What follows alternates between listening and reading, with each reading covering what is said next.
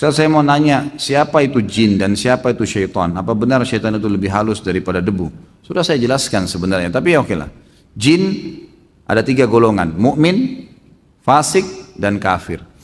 Jin yang mukmin sama dengan manusia, manusia juga mukmin sama. Mereka tidak akan transaksi, tidak akan interaksi, tidak akan menikah, tidak akan ngobrol, tidak ada urusannya. Seperti kita tidak akan pernah urusan panggil-panggil jin, teman, ajak makan, itu nggak ada. Kita tahu hukumnya nggak ada. Jin yang fasik, jin muslim yang bobrok, masih banyak dosanya, sama manusia yang fasik. Sama jin yang kafir. Nah di alam jin ini, jin yang fasik sama kafir namanya syaitan. Jadi semua syaitan pasti jin, tidak semua jin itu syaitan. Di alam jin ada dakwah, kayak kita mungkin ada dakwah, ada jin beriman. Kalau bukan karena iblis sudah minta kepada Allah agar dipanjangkan umurnya, sudah lama dibunuh sama jin beriman tuh. Jadi syaitan itu adalah bagian dari jin yang dipimpin oleh iblis. Apakah santet itu ada? Ada santet. Ada ilmu sihir, itu bagian daripada ilmu sihir, gitu kan? Ada, saya sudah sebutkan tadi, dia masuk dari bagian dari 4 jenis sihir tadi yang saya bilang. Ada memang. Dan itu memang permainan-permainan syaitan, permainan syaitan. Jadi jangan terpengaruh dengan kalau dikatakan jin muslim lah. Saya sudah bilang tadi ya, masuk dalam kategori syaitan jin yang fasik. Siapa tuh jin yang fasik? Jin yang muslim tapi masih berbuat dosa. Kan itu. Sama dengan manusia yang fasik. Jadi itu masih masuk dalam kategori syaitan. Ulama masukkan dia sama dengan jin yang kafir. Mereka syaitan. Jadi tidak ada istilahnya memelihara jin. Pernah nggak dengarkan riwayat Nabi SAW punya jin? Maksudnya Nabi lebih berhak dong, gitu kan? Itu tidak benar semuanya. Kalau emang benar ya Nabi sudah pelihara jin. Seluruh jin malah tunduk dengan beliau, gitu kan? Tapi nggak pernah. Bahkan pernah Nabi SAW mengatakan dalam hadis Bukhari, pas selesai sholat beliau mengatakan, tadi waktu lagi sholat ada syaitan yang berusaha mengganggu saya. Ini syaitan bodoh ini. Dia nggak tahu kalau ini Nabi. Kata Nabi SAW, dia berusaha mengganggu saya, lalu saya mencekiknya, menangkapnya. Nabi tangkap dengan hikmah Allah SWT. Lalu kemudian saya tiba-tiba teringat permintaan saudaraku Sulaiman yang berkata kepada Allah, ya Allah karuniakanlah saya kerajaan yang tidak layak untuk orang sesudah saya. Kalau tidak karena kalimat itu saya akan ikat dia di pohon di Madinah agar anak-anak kecil Madinah mempermainkannya. Jadi memang ada interaksi sama syaitan, itu ada. Mereka menggoda, mereka ini dan seterusnya. Ustadz, iblis tidak mati, apakah jin bisa mati? Iblis mati ya, bukan tidak mati. Mati tapi nanti hari kiamat. Bersama dengan hancurnya kiamat, iblis mati. Jadi dia mati. Apakah jin mati? Mati semua. Ya. Jadi semua mati. Ada doa Nabi SAW mengatakan, ya sesungguhnya Allah Qaum Maha Hidup, jin dan manusia mati. Ada hadis Nabi SAW, doa mereka, beliau begitu. Apakah ada orang yang bisa melihat wujud jin di televisi sering ditontonkan kiai, ada yang ditutup matanya terus melukis di kain kanvas. Terkadang juga diperlihatkan cahaya yang terbang, kemudian menjadi batu mustika. Ini semua khurafat, permainan syaitan semua ini.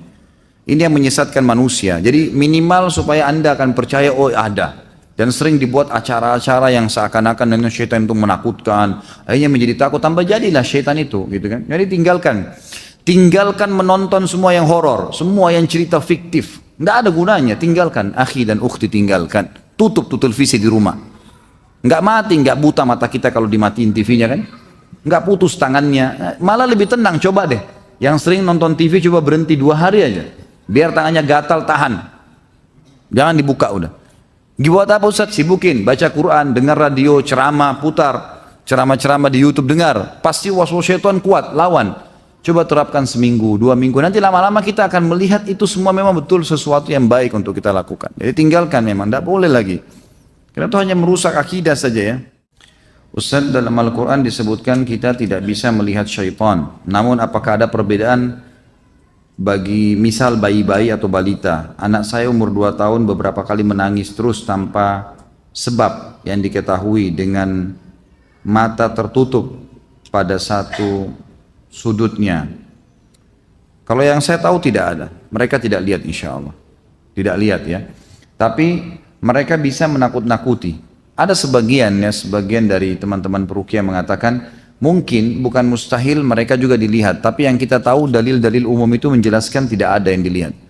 Jadi manusia itu tidak akan melihatnya. Karena Allah sudah mengatakan kecuali memang dasarnya orang tuanya membuka pintu itu. Misal orang tuanya memang dasarnya mewariskan syaitan itu, kan gitu, turun temurun dia memandikan anaknya. Saya tahu ada keluhan dari satu bapak sudah tua, subhanallah. Semoga Allah selesaikan masalah. Beliau mengeluh dengan saya. Dia bilang ibu saya ini sudah sangat tua, tapi perilakunya perilaku yang sangat buruk udah, jauh dari agama, nggak masuk di akal udah. Sudah tua tapi masih macam-macam gitu. Saya bilang mungkin dan tidak mau ibadah. Dinasihatnya tidak mau dengar. Saya bilang mungkin harusnya ya diruqyah Pak. Dia bilang mungkin, tapi memang dia pernah mengatakan, kalian tenang-tenang aja kepada anak-anaknya, saya sudah urus kalian semua, sudah pernah dimandikan, sudah pernah diberikan macam-macam ilmu, dan syaratnya rupanya, si ibu ini walaupun sudah tua harus berusaha untuk kelihatan centil, nakal, suka berusaha untuk punya zina dan seterusnya. Bahkan tidak jarang ada syarat dukun-dukun itu, dia kalau berzina itu makin kuat ilmu sihirnya. Nah cara-cara seperti ini yang sering ada, ya terjadi. Dan itu ya karena diberikan syarat oleh syaitan, oleh dukunnya. Tapi kalau melihat saya tidak pernah menemukan dalil masalah itu. Termasuk anak-anak ya, jadi tinggal dibacakan saja insya Allah. Pertanyaan pertama, Assalamualaikum warahmatullahi wabarakatuh. Barakallahu fiik wa fika barakallah. Ustadz, apa syaitan bisa membunuh manusia? Jazakallah khair. Kalau masalah syaitan membunuh manusia, Allahu alam belum pernah ada dalil masalah itu. Belum pernah ada dalil. Tapi syaitan bisa menunggangi beberapa hal yang menjadi penyebab manusia celaka. Seperti contoh hadis Bukhari, pernah ada seorang sahabat menangkap seekor tikus, kemudian tikus tersebut dia bawa di hadapan Nabi SAW. Dibawa di hadapan Nabi SAW. Sahabatnya berkata, ya Rasulullah, saya apain tikus nih? Dan dari sini dah keluar nanti hadis bolehnya membunuh seekor tikus. Kata Nabi SAW, ini adalah fasiqah, fuwaisiqah, binatang yang buruk. Kalian harus bisa, kalian boleh membunuhnya. Kemudian pada saat tikus tersebut diletakkan di tanah, ternyata ada seperti lilin kalau kita sekarang, dekat sejadah Nabi SAW, dekat sejadah Nabi SAW. Lalu disentuh oleh tikus tersebut, kemudian lilin itu jatuh dan membakar sejadah beliau. Kata Nabi SAW, kalau kalian membiarkan tikus ini di rumah-rumah kalian tanpa kalian padamkan api-api di rumah kalian, kalau kita lampu ya, kalau zaman dulu obor, maka syaitan akan menunggangi tikus-tikus ini sehingga terjadilah kebakaran di rumah kalian sebagaimana terjadi kebakaran atau terbakarnya sejadah ini. Jadi dari hadis ini kita ambil pelajaran syaitan tidak bisa membunuh secara langsung. Karena kalau syaitan bunuh secara langsung mungkin tidak ada yang hidup di antara kita. Dia akan berusaha membunuh kita tapi tidak. Dan kalimat yang kita ucapkan, a'udzu billahi minasyaitonir rajim, memang kita diminta, dituntun dalam agama untuk tidak perlu melawan syaitan, nggak usah. Itu bukan saingan kita, nggak usah dilawan. Saingan kita manusia yang kafir itu. Tapi kalau syaitan itu nggak ada tingkatannya di mata manusia, nggak ada sama sekali. Bukan kita yang lawan, nggak usah, nggak perlu, gitu kan? Jadi kata Nabi SAW, jangan kalian mencaci maki syaitan, nggak usah. Marah-marah sama syaitan, nggak perlu, nggak usah. Cukup bacalah isti'adzah. A'udzu billahi, saya menjauhkan diri, ya berlindung atas nama Allah, minasyaitan, dari syaitan. Apa lanjutannya? Ar-rajim. Kata-kata rajim, tahu rajam ya? Kalau orang zina dirajam, dilemparin batu, ar-rajim artinya yang dilempar oleh anak panah api oleh malaikat. Kata para ulama, makna a'udzubillahi minasyaitonir rajim setiap kali dibaca, malaikat Allah utus, bukan manusia. Kita nggak usah repot-repot lawan syaitan. Allah utus malaikat mengejar syaitan tersebut dan membunuhnya. Spontan pada saat itu. Walaupun akan ada syaitan-syaitan lain yang datang menggoda manusia. Tapi seperti itu. Jadi tidak ada dalil khusus yang mengatakan syaitan bisa membunuh manusia. Tapi mungkin menggunakan fasilitas. Misal dia buat seseorang manusia marah dengan kita, kemudian berkelahi. Orang itu yang menusuk, syaitan jadi penyebabnya. Tapi syaitan tidak akan pernah bisa mampu untuk menyakiti manusia sebagaimana banyak digambarkan oleh orang-orang.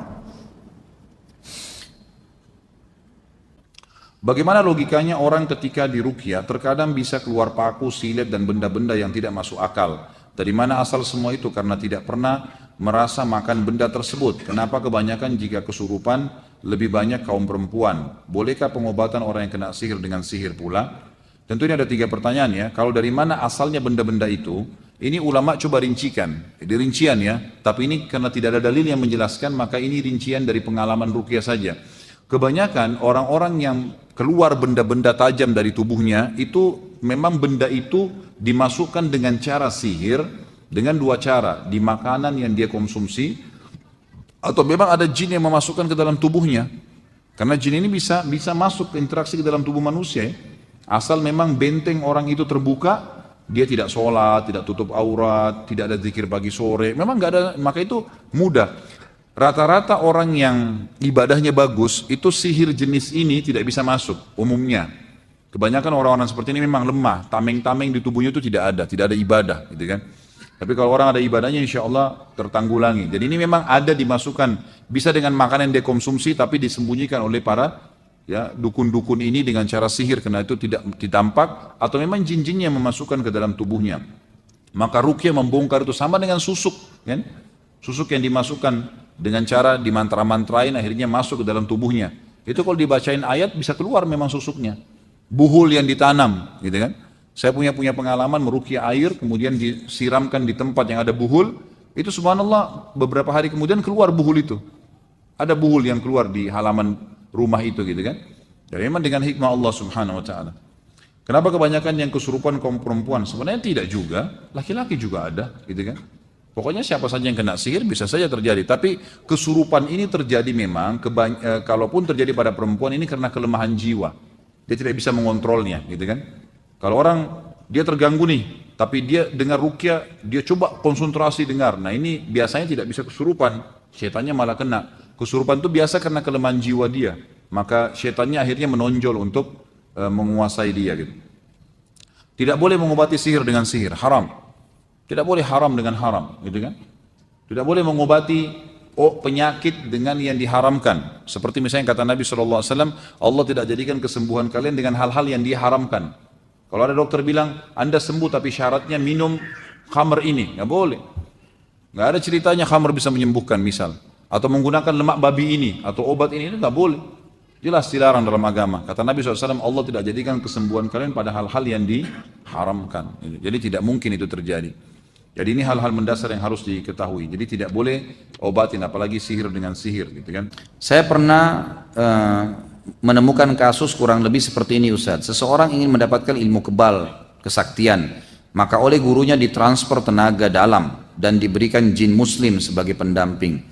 Lalu untuk mempertahankan kesaksiannya, guru tersebut menginformasikan bahwasanya dia harus sholat 5 waktu, puasa sunnah Senin Kamis tidak boleh tinggal, dan ibadah-ibadah lainnya. Sang guru mengklaim bahwasanya ilmu putih lawan dari ilmu hitam. Pertanyaan, apakah ini masuk dalam ilmu sihir? Apakah ibadah yang dijalankan akan diterima? Ini cuma kedok saja. Ini cuma kedok saja. Jadi masalah dia suruh sholat, dia suruh puasa, itu kedok. Permainan syaitan, baik menipu si guru tadi atau memang si guru ini juga sebenarnya tahu ya, karena dia mendekati pasien atau mendekati targetnya dengan apa yang disukai oleh orang itu. Kalau orang itu suka ibadah, sholat, diingatkan kamu harus sholat tanpa juga dukun bilang ya kita pasti sholat lah, Allah perintahkan gitu kan. Tapi itu ditunggangin, pastinya nanti ada hal-hal lain yang memang diberikan syarat. Mungkin minimal yang paling sering standar itu pasti diberikan tulisan-tulisan, diberikan sesuatu yang disuruh simpan di dompet tadi, ya, disuruh mengamalkan. Seperti misal ada salah satu, tadi yang saya kasih nomornya Ustadz Sahal mengatakan, saya pernah, dia bilang, Ustadz datang ke Jawa Tengah di satu pesantren, dan di pesantren itu terdiri dari ratusan murid. Saya ajarkan metode ruqyah, baca ayat ruqyah, bagaimana meniup ke telapak tangan, bagaimana mengusap tubuh. Dia bilang saya ajarkan itu. Pada saat saya praktekin ruqyah di masjid, hampir satu pesantren semuanya kesurupan di masjid, santri di pesantren, gitu kan? Kata kiainya, Anda ini ajarin apa nih? Kata Ustaz Sa'ad, Anda lihat, Pak Kiai lihat sendiri, saya bacain ayat kursi, Al-Falaq, Al-Ikhlas, An-Nas, gitu kan? Lalu Ustaz Sa'ad bilang, coba Pak Kiai muhasabah, ada enggak amalan-amalan yang dikerjakan yang tidak sesuai dengan sunnah? Mungkin ada sesuatu yang Pak Kiai, enggak, di sini pesantren belajar Islam kok. Coba muhasabah, mungkin ada sesuatu yang Pak Kiai suruh rutin kerjakan tapi tidak ada sunnahnya dari Nabi. Ternyata setelah ditelusurin baru kiainya bilang, sebenarnya sih murid-murid sini setiap malam Jumat membaca salah satu dari Asma'ul Husna, saya lupa sekarang apa itu, tapi yang jelas dibaca sampai 4.000 kali. Nah ini tidak pernah Nabi contohkan, tidak pernah Nabi SAW perintahkan itu, gitu kan? Nah, sesuatu yang Nabi tidak contohkan pun itu bisa ditunggangi oleh syaitan. Gitu kan? Ini kasus-kasus sihir ya. Saya bukan sedang membicarakan ada orang yang salah dengan perbuatannya. Saya bicara tentang orang yang kesurupan sama syaitan. Pernah juga kasus kami duduk bermusyawarah dengan beberapa teman yang ruqyah, kemudian dia bilang ada satu orang kesurupan. Ustadz Hussein tadi yang saya kasih nomor yang kedua juga bilang sama saya. Setelah saya kesurupan lalu jinnya kesakitan minta-minta ampun, saya tanya, kamu kenapa masuk ke orang ini? Dia bilang orang ini setiap hari manggil saya 1000 kali. Emang kenapa? Apa yang orang ini bilang? Orang ini selalu bilang, ya Jabbar, ya Jabbar, ya Jabbar. Ya Jabbar ini sifatnya Allah ya, yang Maha Perkasa. Tapi dibaca 1000 kali per hari. Pernah nggak Nabi ajarin? Nggak pernah. Kata jin, ini pengakuan jinnya. Jinnya bilang apa? Nama saya Abdul Jabbar, saya masuk ke badan dia. Seperti itu. Gitu kan? Ini contoh-contoh kasus, banyak sekali terjadi seperti itu pada saat ngeruqyah ya. Pada saat ngeruqyah. Jadi seperti itulah kurang lebih yang terjadi. Dari sekian banyak pengobatan sihir, apa yang paling manjur? Apakah doa bisa dipakai dan paling utama? Tadi kan sudah saya jelaskan ini cara-caranya. Jadi mudah-mudahan tadi diikutin ya, sudah saya jelaskan panjang lebar caranya. Tawakal kepada Allah Subhanahu wa taala, berbanyak istighfar, berdoa kepada Allah dan ruqyah syariah. Seseorang yang sedang marah atau berperilaku aneh, bagaimana cara membedakan apakah kemarahannya itu karena pengaruh syaitan atau memang wataknya? Sebenarnya semua marah selain daripada marah dari hukum Allah, dari syaitan. Semuanya. Hadis Bukhari menjelaskan masalah itu. Bahwasanya pernah ada sahabat dua yang bertengkar sampai urat-urat leher mereka kelihatan, gitu kan? Maka salah satu pernah berkata, Nabi SAW mengatakan, tambah lagi. Udah stop. Ini saya harus dia cambuk rupanya di sini. Jadi kalau ada yang datang saya cambuk tangan. Habis saya sudah bilang stop dari tadi gitu. Jangan tersinggung akhi, bercanda. Walaupun saya serius ya.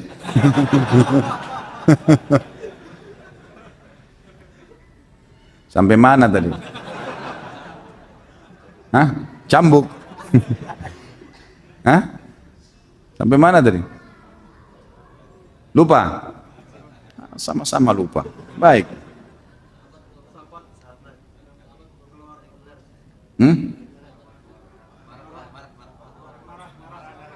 Marah. Kelihatan urat lehernya. Bagus, alhamdulillah. Allah ingatkan. Akhirnya Nabi SAW mengatakan, saya tahu kalimat yang kalau keduanya mengucapkan, maka pasti akan hilang dari mereka marah itu. Sahabat Nabi yang satu di sebelah Nabi mengatakannya, Rasulullah apa itu? Kata Nabi, kalau mereka membaca A'udzubillahi samil alim minasyaitonir rajim. Ya, saya menjauhkan berlindung kepada Allah dari syaitan Allah yang maha mendengar dari syaitan yang terkutuk, gitu kan? Terajam. Maka dari hadis ini ulama mengatakan menandakan semua marah selain marah karena hukum Allah dari syaitan. Jadi nggak boleh. Watak pun itu dari syaitan. Syaitan memegang dia untuk itu. Apakah termasuk sihir orang yang mencari pesugihan dengan memelihara tuyul dan babi ngepet? Sebenarnya ada nggak si Ato? Ya, hanya cerita sinetron saja. Allahu alam. Saya tidak pernah berinteraksi sama tuyul dan babi ngepet ini. Tapi semua bisa terjadi. Namanya kuntilanak lah, apalah, pocong lah. Semua itu istilah. Istilah bagi syaitan-syaitan yang dipakai oleh dukun-dukun. Di Indonesia, mungkin di negara Arab ada lagi istilah yang lain ya. Kenapa hanya ada di Indonesia ya? Mungkin karena itu bahasa kita. Itulah yang diwaris-wariskan satu sama yang lain. Apa ini? Fatwa Ibnu Taimiyah soal larangan membunuh syaitan. Berarti syaitan bisa mati. Apakah syaitan juga beranak pianak? Sudah saya jelaskan tadi. Kalau masalah fatwa Ibnu Taimiyah melarang membunuh syaitan, saya tidak tahu ini. Saya tidak pernah tahu. Mungkin sebatas ilmu saya ya. Tapi kalau apakah syaitan mati, saya sudah katakan iya. Apakah beranak pianak? Iya. Jadi syaitan itu, jin itu sama dengan kita, ini manusia. Menikah, punya anak, ada juga yang berzina, ada yang anak di luar zina, ya seperti manusia. Cuma bedanya kita nggak lihat. Sama dengan itu. Apakah benar jin nanti ada yang masuk surga? Apakah nanti kita bisa bersama saudara mukmin kita dari golongan selain manusia? Yang saya tahu iya. Jin-jin beriman itu akan masuk ke dalam surga. Kalau tidak, maka tidak ada makna daripada ayat firman Allah Subhanahu wa taala, "Wa ma khalaqtul jinna wal insa illa liya'budun." Saya tidak ciptakan jin dan manusia kecuali untuk menyembah kepadaku. Tidak akan ada makna daripada surah jin yang menjelaskan tentang adanya jin-jin yang beriman dan mereka beriman pada risalah Musa, mereka beriman pada risalah Isa, pada risalah Nabi Muhammad SAW. Jadi memang Ada dan mereka masuk surga. Tapi apakah nanti kita akan ketemu di surga? Allahu a'lam. Yang saya tahu adalah dalil yang umum menyampaikan kalau ahli surga bisa saling ketemu. Tapi dalam hadis ini disebutkan orang-orang yang saling kenal di dunia memang. Umumnya manusia, misal sama adiknya, sama kakaknya, sama temannya, dia ingin ketemu, dalam sebuah riwayat dijelaskan, dia tinggal memohon kepada Allah subhanahu wa ta'ala, Allah akan mengantarkan dia ke istana orang yang sedang jadi target, gitu kan. Ini yang ada manusia, tapi apakah interaksi sama jin saya tidak tahu, belum pernah saya temukan dalilnya. Setiap manusia memiliki korin yang selalu mencari kita. Pertanyaan, apakah korin itu termasuk jin muslim? Tidak bisa dikatakan jin muslim, korin. Dan kita tahunya korin itu syaitan. Syaitan berarti bisa muslim, bisa kafir, tapi yang jelas dia fasik. Ya. Dia anak buahnya iblis lah istilahnya, yang pasti akan masuk dalam api neraka. Bisakah korin itu menyerupai kita dan menampakkan diri di hadapan orang lain seolah-olah yang mereka temui adalah kita? Nggak bisa. Dia punya batasan, tidak akan pernah bisa dilakukan itu. Mustahil. Gitu kan. Ustaz, Anda pernah mimpi dijegal syaitan yang menyerupai sapam. Menyerupai sapam komplek rumah Ana yang berusaha menjegal Ana sholat subuh. Dan beberapa hari kemudian sapam tersebut ternyata meninggal dunia. Apakah itu perbuatan syaitan? Tentu saja, ya. Ini kan mimpi. Syaitan memang begitu. Bisa saja, apalagi sholat subuh. Memang sholat subuh itu kata kunci. Kalau kita dibuat takut-takut sholat subuh itu berarti dari syaitan memang. Karena memang dia tahu kalau sholat subuh kita nggak bisa ganggu kita. Seharian sampai besok subuh lagi ya, dijamin. Besok sholat lagi, dijamin lagi sampai subuh, nggak bisa diganggu sama dia. Bisa saja, tapi kalau masalah sapam itu meninggal dunia beberapa hari kemudian itu karena ajal, nggak ada hubungannya sama mimpi Anda, gitu kan? Ustaz, apakah ada riwayat bagaimana bangsa jin mempelajari Al-Quran pada saat Al-Quran diturunkan kepada Rasulullah SAW? Mohon didoakan Ustaz, istri saya sedang sakit. Ada kista di belakang otaknya, mohon doa agar Allah SWT mengangkat penyakitnya tanpa tersisa. Allahumma amin. Semoga Allah SWT mengangkat penyakit istri antum dan semua istrinya muslimin yang sedang bermasalah. Semua juga laki-laki muslim tentunya yang sedang sakit, semoga Allah sembuhkan. Dan yang perlu diketahui bahwasanya semua fenomena dunia ini dari sakit, dari susah, cobaan, itu warna kehidupan. Insyaallah Allah SWT tentu memberikan kita cara-cara ikhtiar, selain berobat juga kita berdoa. Dan mudah-mudahan insyaallah doa ini termasuk ikhtiar kita untuk mendoakan agar bisa sembuh. Tapi yang penting insyaallah ini cuma sifatnya duniawi. Sebentar menuju ke akhirat habis semuanya. Orang yang lumpuh kata ulama nanti di akhirat dibangkitkan sempurna. Orang yang sakit akan sehat. Semuanya laki-laki akan sama postur tubuhnya, semua perempuan akan sama postur tubuhnya. Ya insya Allah ini hanya dunia akan dilaluin. Sabar sambil ikhtiar, terima itu takdirnya Allah, akan ada pahalanya yang besar. Kalau bagaimana bangsa jin mempelajari Al-Quran, satu-satunya riwayat yang saya ketahui, saya tidak tahu yang lainnya, itu adalah riwayat yang menjelaskan pada saat masuk Islamnya jin Nusaybin. Jin Nusaybin, jin yang datang dari wilayah Irak.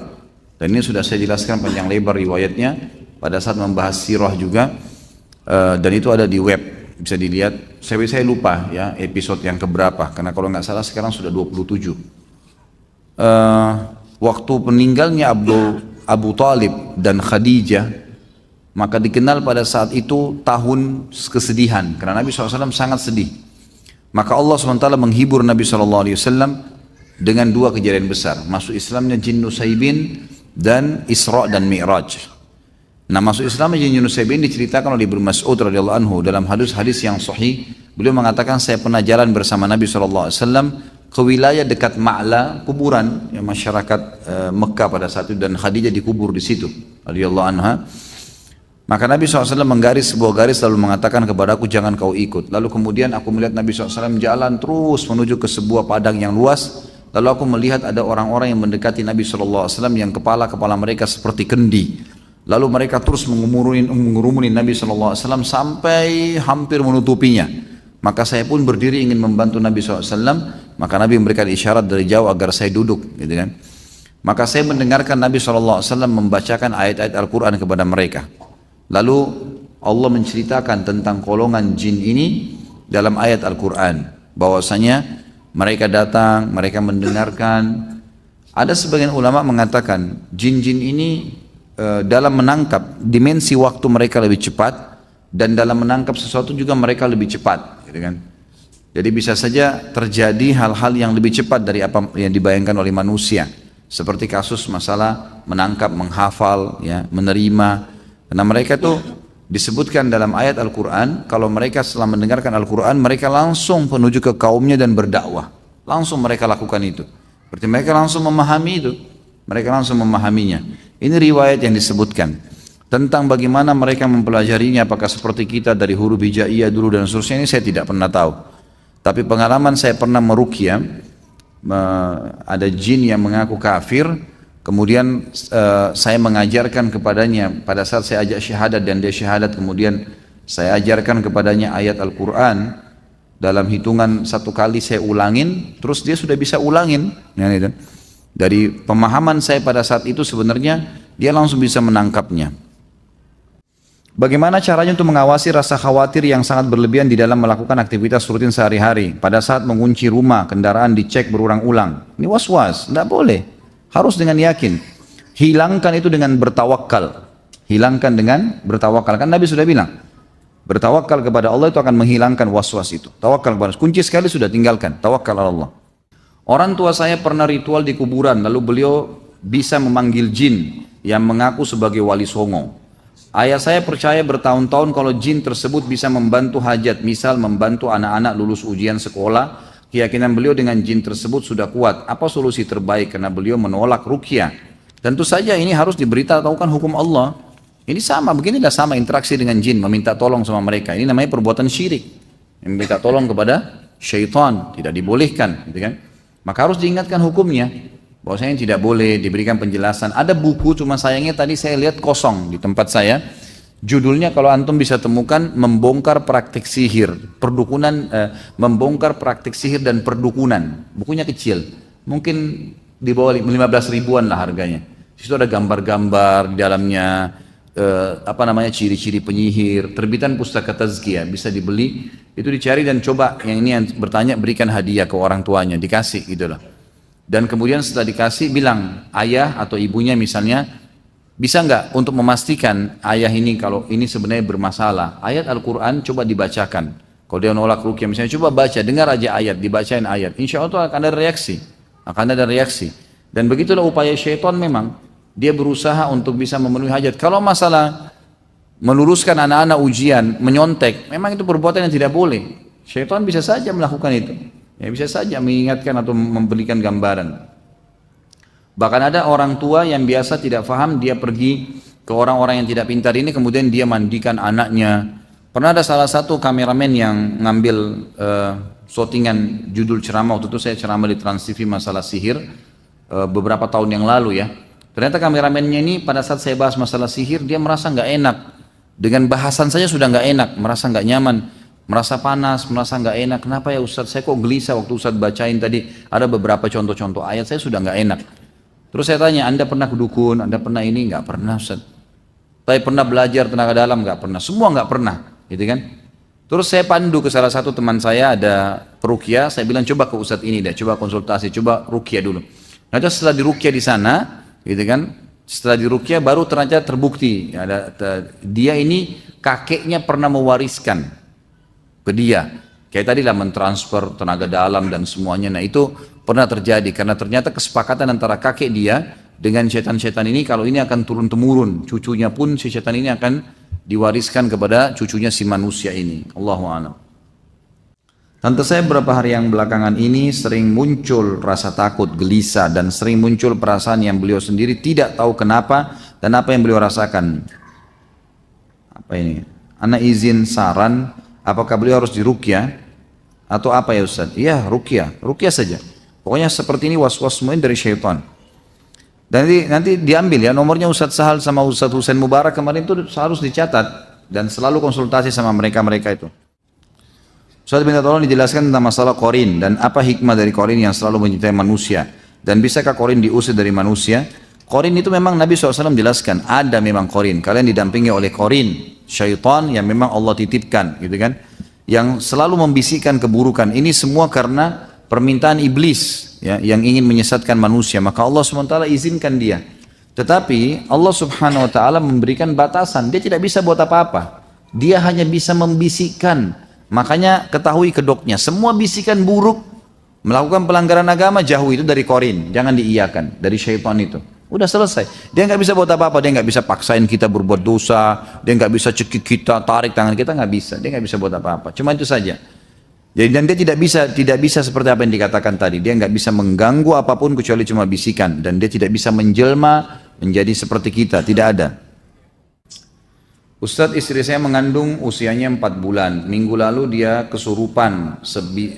Sebisa saya membacakan ayat kursi 2 kali, membaca ayat kursi dan 2 ayat terakhir Al-Baqarah. Alhamdulillah ba'da subuh sadar. Lalu hari berikutnya istri saya bermimpi, dalam mimpi tersebut ada sosok laki-laki yang memberikannya kain kafan. Tidak lama berselang istri saya terbangun lalu melihat sosok laki-laki tersebut memegang bayi yang sudah wafat. Apa maksud mimpi tersebut Ustadz? Bagaimana mengatasi kesurupan dengan sunnah? Tentu ini menandakan mimpi tadi, menandakan isyarat memang orang itu yang menyihirnya. Dan caranya adalah jangan berhenti meruqyah, jangan 1-2 kali. Ruqyah terus. Dan saya sarankan buku ini harus wajib dimiliki. Buku ini harus diwajib dikantongin selalu. Apalagi Anda tadi mengatakan istrinya terganggu, ini penting sekali, harus selalu dibacain. Bacain ayat tersebut sampai Allah SWT memperlihatkan nanti akan binasa orang itu atau syaitan itu, gitu kan? Itu memang gangguan-gangguan syaitan yang sering mereka perlihatkan itu pocong, kain kafan, memang begitu dalam mimpi. Semua ganggu syaitan, tidak usah merasa terganggu, cukup dibacain terus insya Allah. Dan istri Anda juga ini usahakan membaca. Coba ungkap dari dia, apakah dia pernah belajar tenaga dalam, dia pernah ke orang-orang tadi dukun-dukun itu, atau dia pernah diberikan sesuatu yang dianggap oleh keluarganya disimpan supaya rumah tangganya langgeng, apa saja. Kalau ada ambil dari dia, bilang ungkapkan apa adanya, disampaikan, diberikan, kemudian dimusnahkan. Setelah itu insya Allah rutinkan ruqyah, terutama dia sendiri, si istri, suruh lakukan. Insya Allah dalam beberapa hari dengan izin Allah setelah berdoa, setelah ruqyah, nanti Allah akan lihatkan di dalam mimpi dengan izinnya kalau syaitan-syaitan dan dukun atau penyihir itu akan meninggal dunia, akan mati, diperlihatkan itu, gitu kan?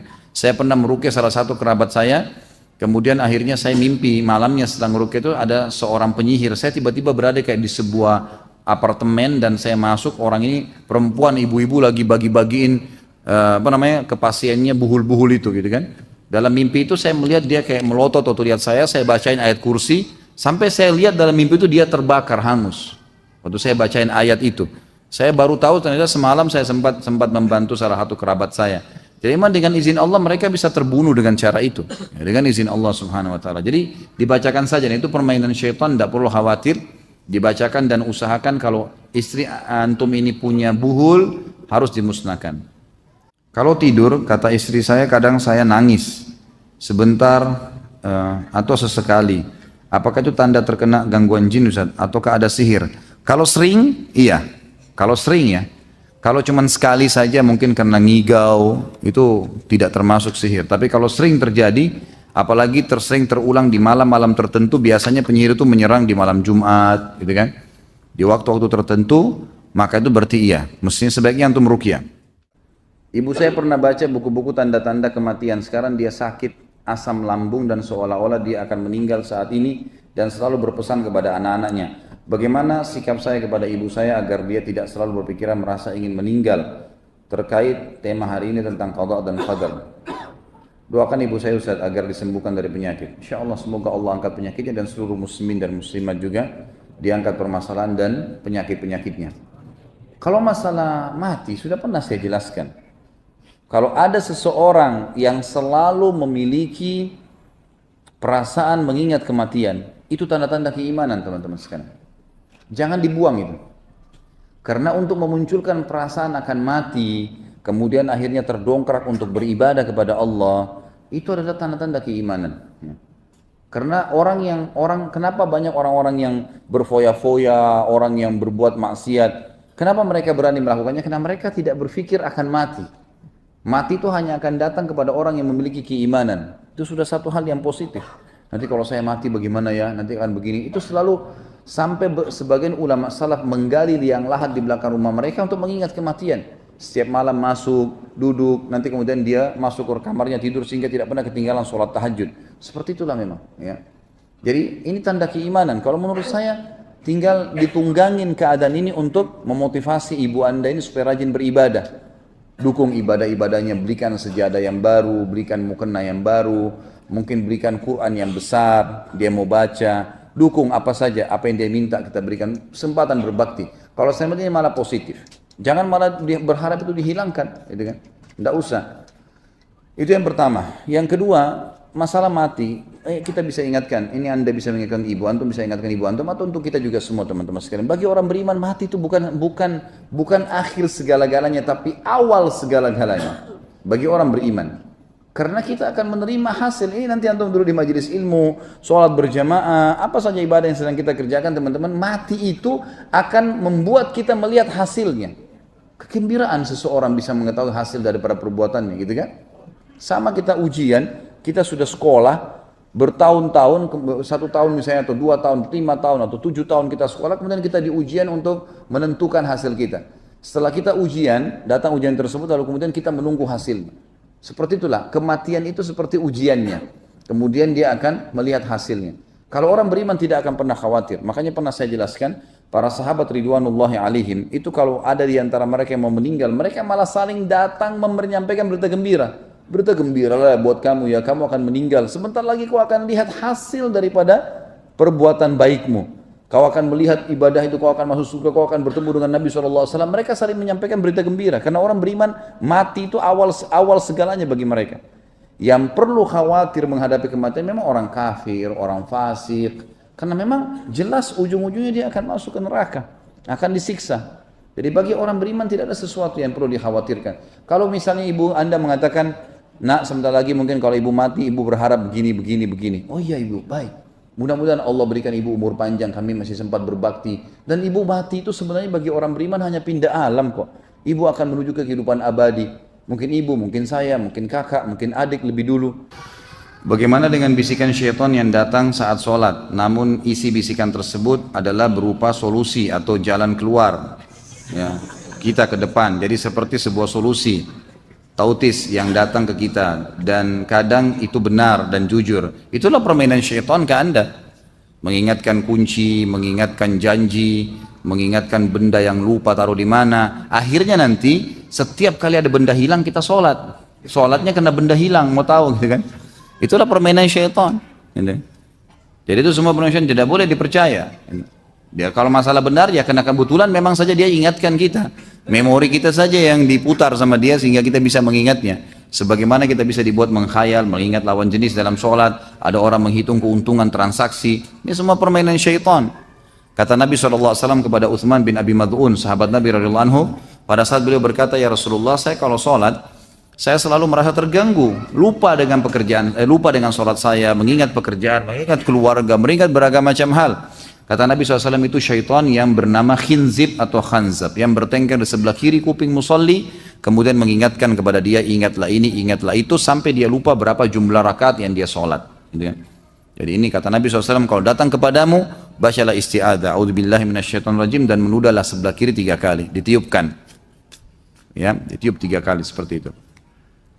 Bagaimana Ustaz, bagaimana menghancurkan jin yang bersemayam di perut seseorang dan bagaimana mengusir rasa takut ketika sendirian di malam hari? Dibacain ruqyah.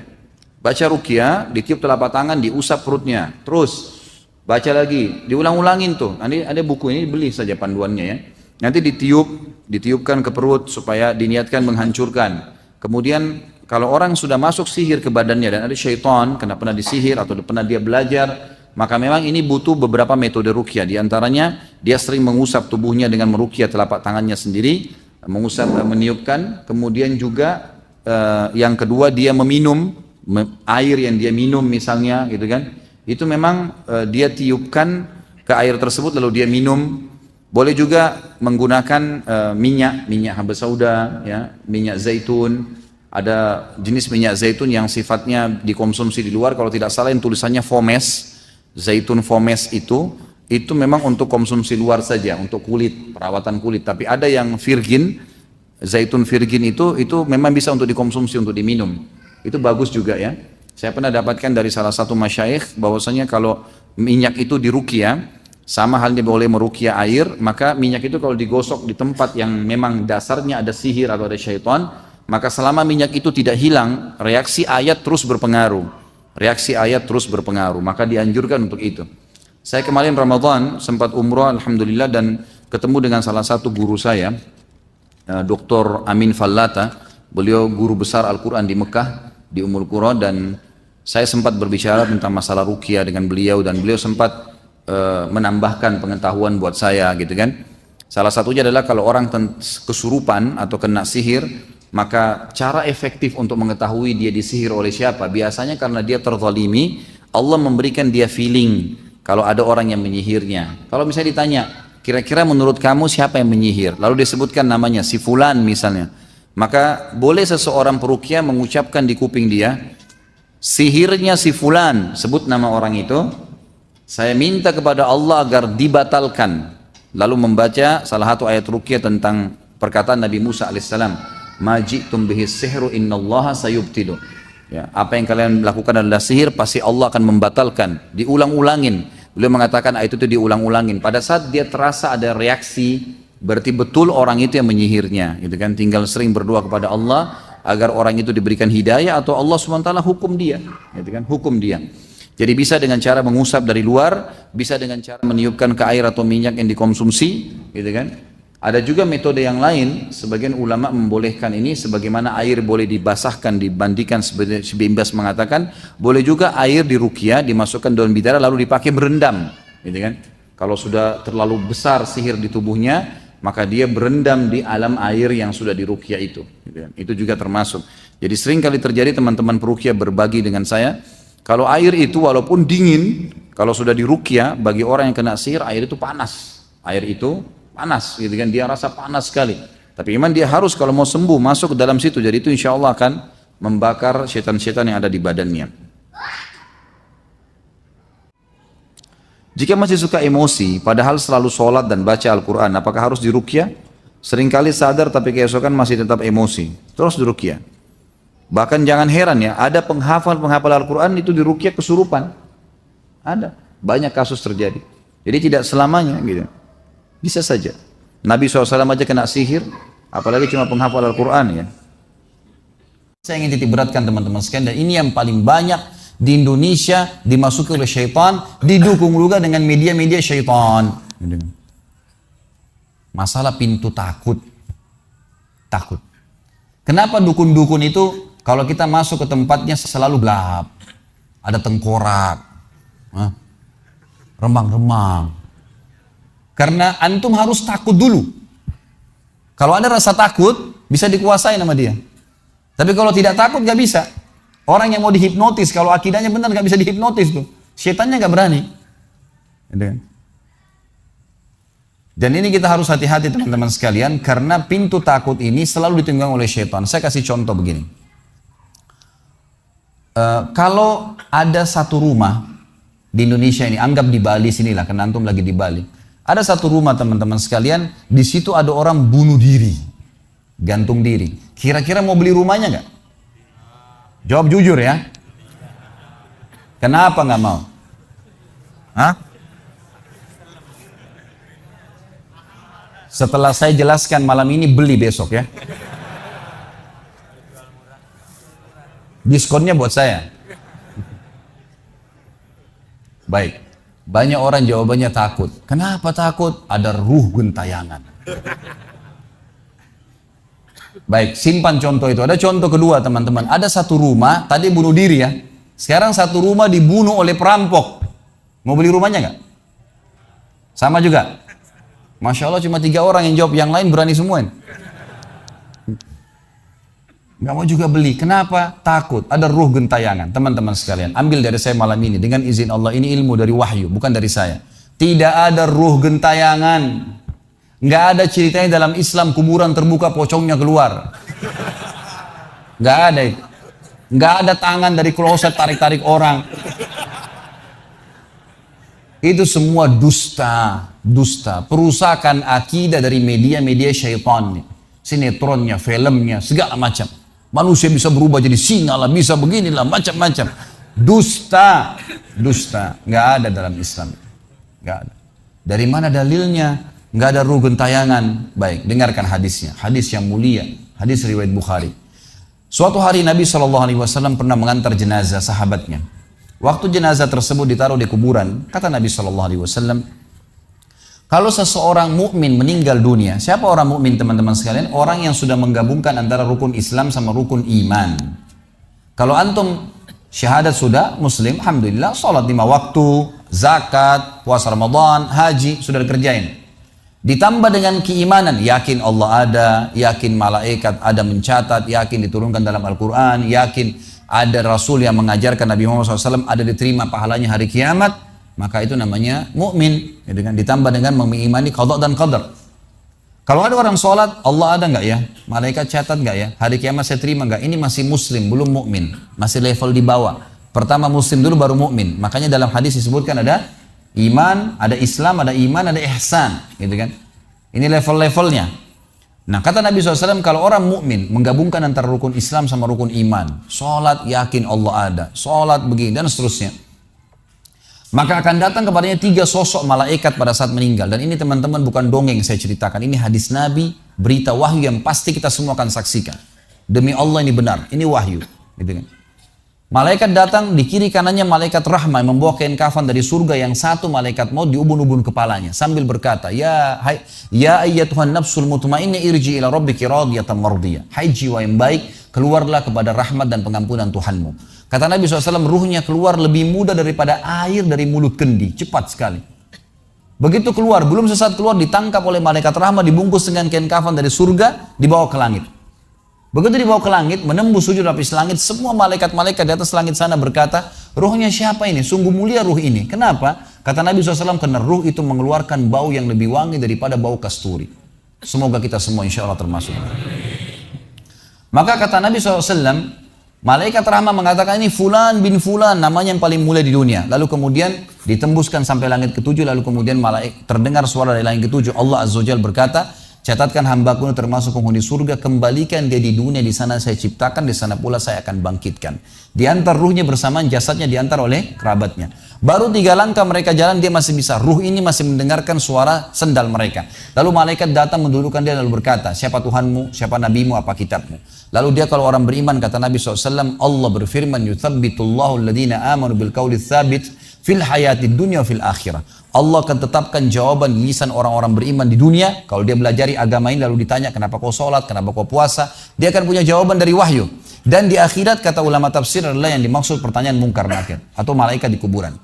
Ringkas cerita adalah dia akan menjawab, Tuhanku Allah, Nabiku Muhammad, kitabku Al-Quran. Pada saat dia jawab jawaban itu teman-teman sekalian, maka tiba-tiba saja kata Nabi SAW, malaikat tersebut membukakan baginya pintu neraka. Azab, siksaan, orang teriak-teriak, api yang berkobar-kobar, dia ketakutan. Kata malaikat, lihat dari apa Allah selamatkan dirimu. Karena kau beriman, kau nggak jadi masuk sini, ditutup. Supaya dia tahu nih, kalau dia berbuat salah akan masuk situ, ditutup. Dibuka pintu surga, dayang-dayang, permadani, istana yang luas, luar biasa. Dia gembira. Lalu kata malaikat, kau akan masuk di sini. Maka si mayit tersebut pun berdoa mengatakan, ya Allah cepatkan waktu, karena aku ingin masuk ke dalam surgaku. Lalu datang di sebelahnya orang yang tampangnya gagah, badannya bersih, wangi, saking sempurnanya kata jenazah ini. Ruh ini berkata, siapa kamu ini? Sungguh sempurna ciptaan Allah pada dirimu. Maka dia berkata, diam dulu. Maka dia berkata, gitu kan? Dia berkata, saya amal soleh akan menemani kau sampai hari kiamat. Insya Allah setelah riwayat ini kita sholat. Saya amal soleh akan menemani kau sampai hari kiamat. Maka kata Nabi SAW terdengar suara, ya Allahu alam di sini disebutkan Allah atau malaikatnya, tapi yang jelas menyampaikan dari Allah Subhanahu Wa Taala, lapangkan kuburan hambaku ini seluas pandangan matanya dan bukakanlah pintu surga baginya setiap pagi dan petang dia melihat. Maka jadilah kuburannya taman dari taman surga sampai hari kebangkitan. Baik. Sebaliknya kata Nabi SAW, kalau orang fasik, siapa tadi fasik? Muslim yang masih berbuat maksiat. Teman-teman hati-hati. Jangan kena mengandalkan sudah syahadat kemudian bebas berbuat dosa. Hati-hati. Fasik dan orang kafir proses matinya sama. Kata Nabi SAW, orang fasik dan orang kafir akan datang kepadanya 3 malaikat. 2 malaikat azab di kiri kanannya, 1 malaikat maut di bunuh-bunuh kepalanya yang berkata, hai jiwa yang busuk, keluar kepada kemurkaan Tuhanmu. Maka ruhnya berantakan di tubuhnya, tidak berani keluar. Lalu malaikat maut menariknya dengan keras. Ibaratnya seperti bulu domba yang dibasahkan dililitkan di pohon berduri lalu ditarik dengan keras sehingga berantakan bulu domba itu. Keluar, belum sesaat keluar ditangkap oleh malaikat azab, dibungkus dengan kain kafan dari neraka, dibawa. Baru langit pertama nggak dibukain pintu oleh para malaikat. Lalu malaikat langit berkata, siapa ruh ini? Sungguh buruk ruh ini. Kenapa? Kata Nabi SAW, karena ruh itu mengeluarkan bau yang lebih busuk daripada bau bangkai. Wa na'udzubillah. Lalu malaikat azab membawa mengatakan, ini ruhnya Fulan bin Fulan. Ya. Orang yang disebutkan nama paling buruk di dunia. Lalu terdengar suara dari langit. Allah berkata, catatkan hambaku ini termasuk penghuni neraka. Di sana kembalikan dia di dunia, di sana saya ciptakan, di sana pula saya akan bangkitkan. Di antara ruhnya bersamaan pengantarnya mengantar jenazahnya. Begitu masuk dan 3 langkah, ya. Orang-orang mengantarnya lewat, malaikat datang mendudukkan dia mengatakan siapa Tuhanmu, siapa nabimu, apa kitabmu. Walaupun muslim, rekam baik-baik ini. Ya. Lahir dalam keadaan Islam, sesekali sholat, fasik, masih banyak masih tidak tobat sebelum meninggal, sama. Jawabannya kata Nabi SAW dengan orang kafir, innama aqulu kama kana yaqulun nas. Saya nggak tahu, saya cuma ikut-ikut dulu orang bilang apa. Nggak bisa jawab. Lalu kemudian dibukakan baginya pintu surga, dayang-dayang, permadani, istana, pemandangan yang luar biasa, gitu kan? Maka dia kagum, kata malaikat, lihat dari apa kau haramkan dirimu. Dulu kau bisa masuk sini, tapi kau tidak mau, ditutup. Dibuka pintu neraka, azab, siksaan, orang dipotong, teriak-teriak, kesakitan. Lalu dia ketakutan, kata malaikat, ini tempat kau selamanya, kau tidak akan bisa lari. Maka dia berdoa mengatakan, ya Allah jangan kau cepatkan waktu karena aku tidak ingin masuk ke dalam nerakaku. Lalu datang di sebelahnya orang yang buruk tampangnya, bau badannya nggak enak. Lalu saking buruknya kata jenazah ini, kata ruh ini, siapa kamu ini, pergi dari saya, sungguh buruk ciptaan Allah pada dirimu. Maka dia mengatakan, tidak, saya amal burukmu yang akan menemani kau sampai hari kiamat.